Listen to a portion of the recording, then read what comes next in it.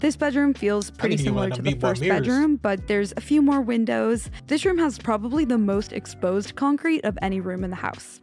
One of the things that we really tried to do in this grand room was make sure that the space was about the space. I'm glad they didn't call it a master bedroom, because we need to stop doing that. The great room, the grand room, you know what I'm saying? Ain't no masters in this house.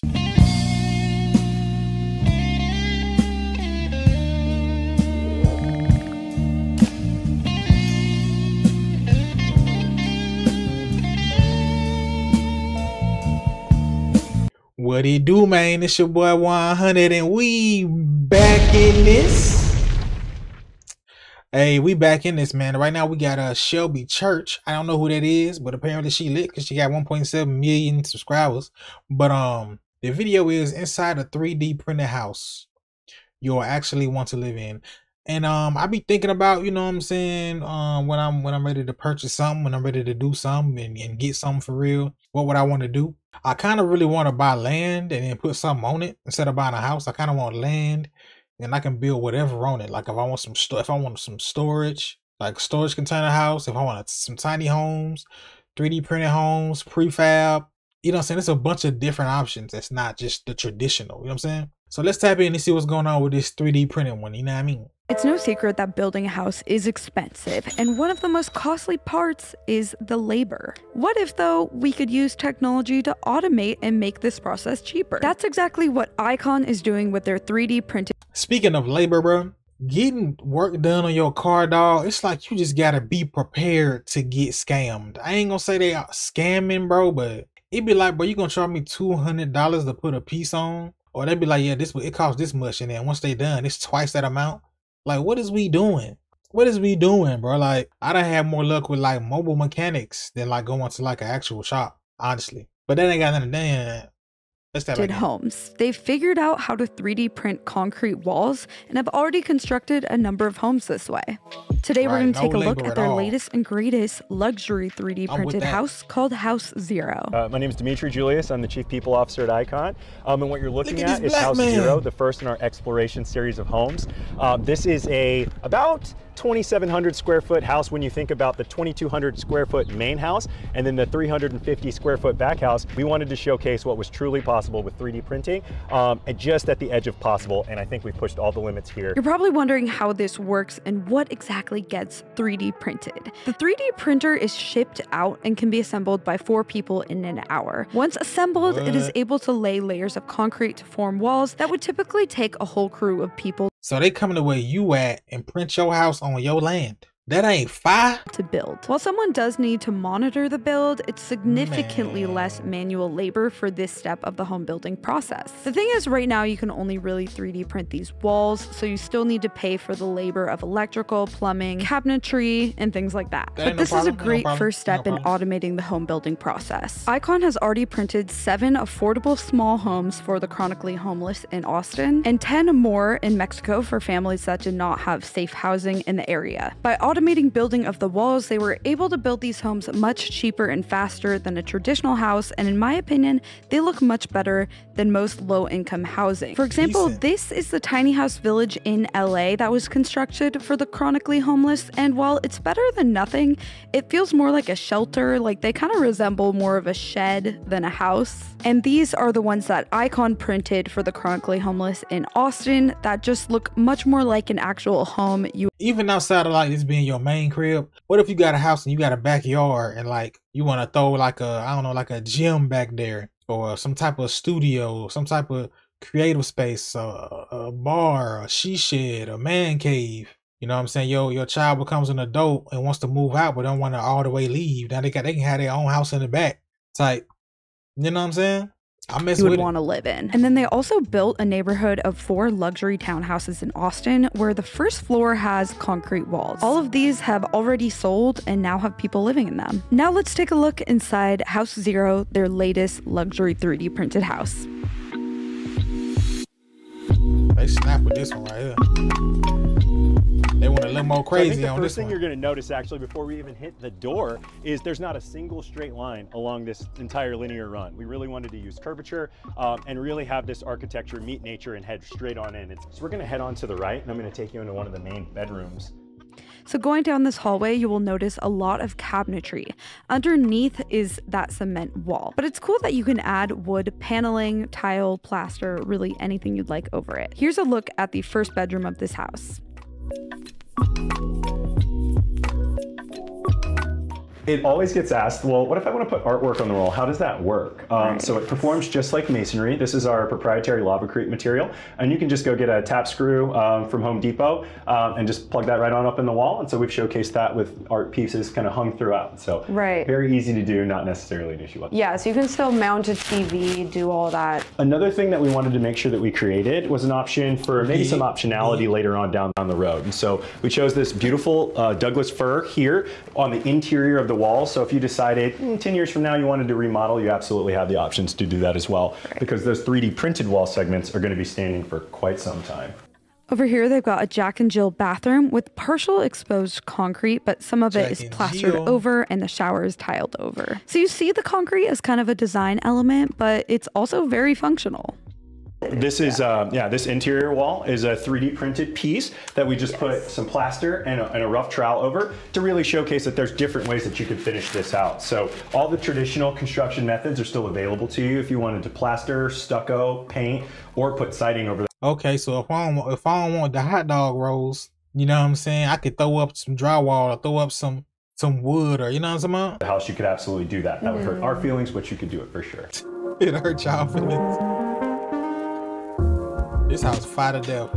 Yeah, and so this is our office space. Again, if COVID has taught us nothing, it's that we really need to be thinking intuitively about how we utilize our spaces. And so this is fantastic for taking Zoom calls. Maybe it's a little office. So again, here they left a bit of exposed concrete, but they did mostly wood paneled walls in this room, which definitely feels more familiar to a traditional house. That's nice. So I mean, it could be like a 3-bedroom house, but it's 2 mainly. Absolutely, yeah. So you can, this is a flex space. You can utilize this however you want. Pop a little nice bed in here, and then you've got, you know, a nice additional space for guests. And now heading into my favorite area, which is the living room. For maybe some of the viewers out there, they might not know, but concrete itself is very thermally dense. And what that actually means is like it holds its own heat and temperature very well. That's fast. So on like a 95-degree day in Texas with no central air on, it's gonna be about 75 degrees in this house with no air conditioning. That's facts, bro. Something about whatever it is about concrete, dog, concrete hold itself together, bro. The outside elements ain't really bothering concrete that much. Needed whatsoever. I had no idea that it could actually do that. The living room has a really cool feature that you can see from the outside. They have these 3 curved walls. They're really taking advantage of the fact that they can print things however they want with this. So I really love this space because it kind of creates an open concept that I think we're all used to having. And so I like to chit chat, I like to hold court, and while I'm cooking, I would like to be able to, you know, have friends or family at the dining room area. Also, there's some really unique moments where we didn't necessarily add additional space to the house, where we just thought about the active space and used it. So you've got, you know, your little dining room area specifically. We've got a nice little cozy reading nook over here. There's an opportunity here to kind of have this office space that really doesn't feel like it's imposing on the house or taking away from. You can just come over here, maybe put on a nice record, put your earbuds in and get to work, or maybe just enjoy having a quiet moment. I just love this built-in desk. I think it's super functional and it looks great.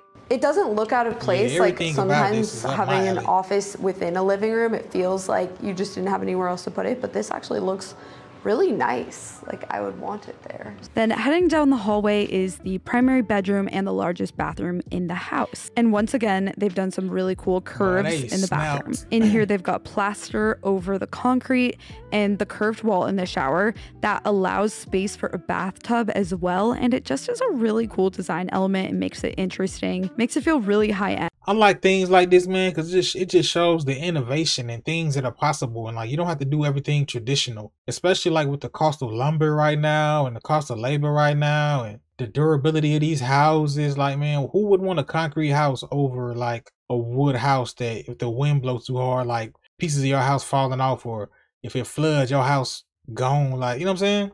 Like these little houses ain't that durable, man.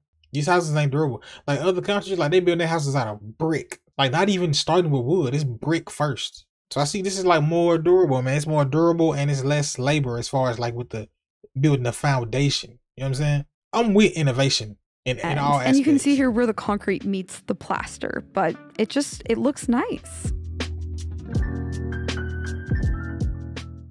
This bedroom feels pretty similar to the first bedroom, but there's a few more windows. This room has probably the most exposed concrete of any room in the house.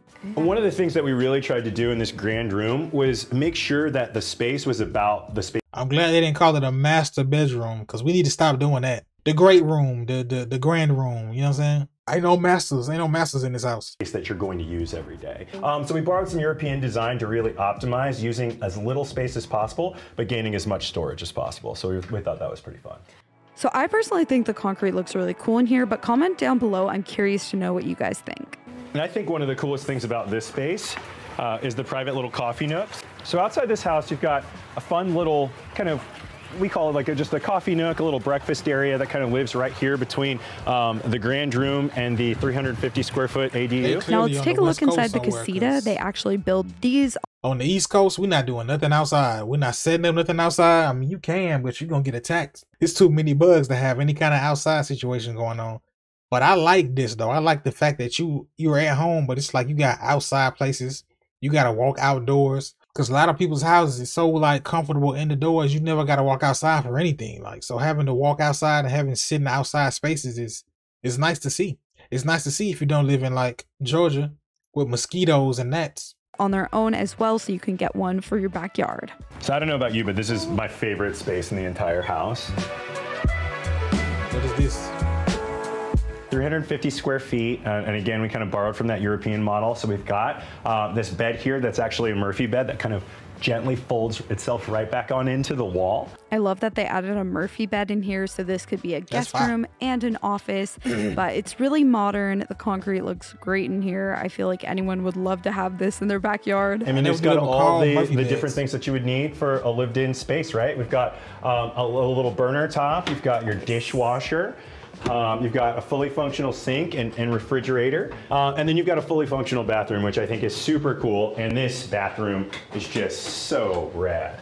It was a little tough to get a shot of this one, but it had that same plaster, curves, and a frosted glass window. Same style as the other ones, which I love. So that is Icon's House Zero. What do you guys think? Would you live in a 3D printed house? I think it's really cool because it's a step towards making the home building process more efficient and thus less expensive. And Icon's next step is building 100 3D printed homes in Austin. So I hope you guys enjoyed learning about these unique houses, and I will see you in my next video. Bye!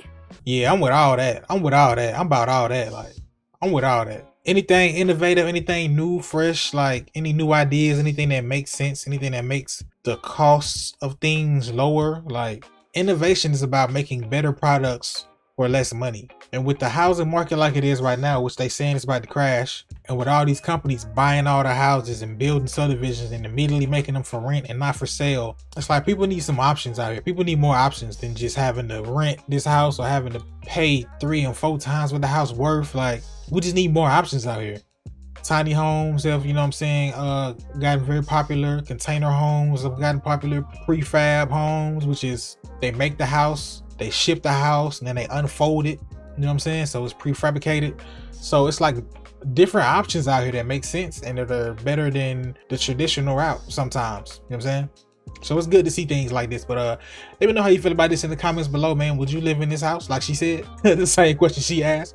Would you live in a 3D printed house?